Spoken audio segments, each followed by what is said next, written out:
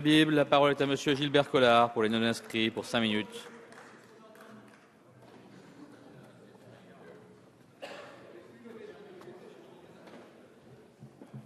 Monsieur le Président, Monsieur le Ministre, mes chers collègues, avoir vos réactions pendant que notre collègue Meyer Habib prenait la parole, on peut difficilement ne pas croire que cette résolution va créer de graves tensions dans le pays.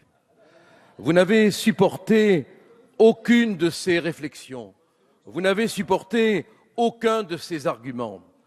Cette résolution, elle est irrecevable, irréaliste, et elle n'a pour but finalement que de vous fournir l'orthopédie de combats idéologiques qui aujourd'hui vous font grandement défaut. Le droit international, pour vous, ce sont les banlieues qu'il faut reconquérir. Je ne disconviens pas qu'il y a une nécessité absolument indiscutable de voir un jour un État palestinien exister. Je n'ignore pas les souffrances du peuple palestinien, mais je ne peux pas ignorer non plus, même si cela vous dérange, les souffrances du peuple israélien. Tout à l'heure, j'ai entendu un député ici oser parler de l'Afrique du Sud et établir une comparaison entre l'État d'Israël et l'Afrique du Sud. Israël n'est pas un État raciste. Il n'y a pas d'apartheid. Mettez-vous ça dans la tête. C'est un pays qui représente au Proche-Orient les valeurs de la démocratie que nous défendons.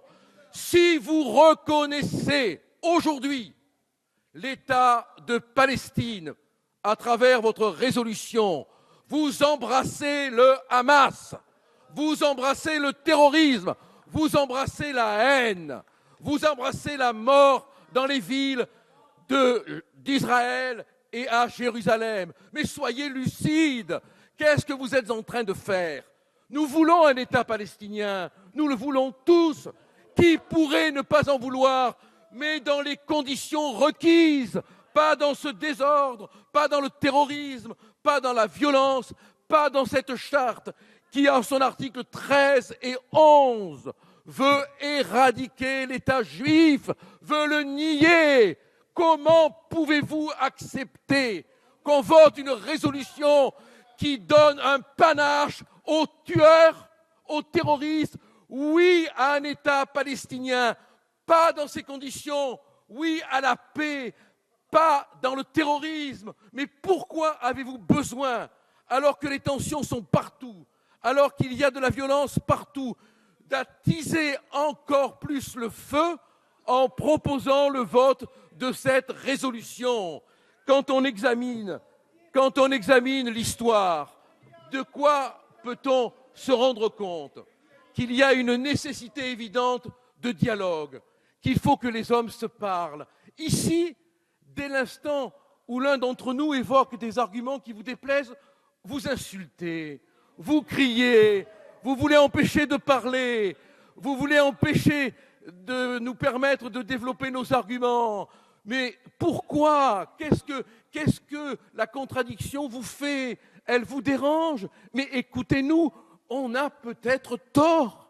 Nos arguments sont peut-être discutables, mais écoutez-les comme on vous écoute et démontrez-moi une seule chose, qu'en reconnaissant aujourd'hui un État palestinien, on ne reconnaît pas en même temps le Hamas et ses crimes.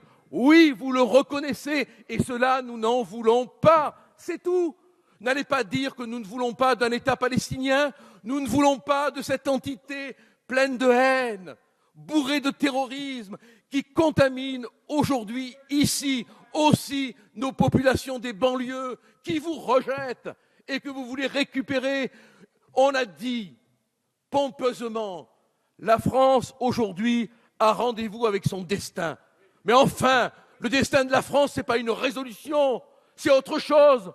C'est un vrai combat diplomatique, c'est l'intelligence des négociations. À quel jeu jouons-nous? Vous êtes dans la communication alors qu'on est dans le sang, dans la souffrance de part et d'autre entre deux peuples. Mais cessez de jouer avec les mots. Vous faites honte véritablement au droit international. Merci, Monsieur Collard.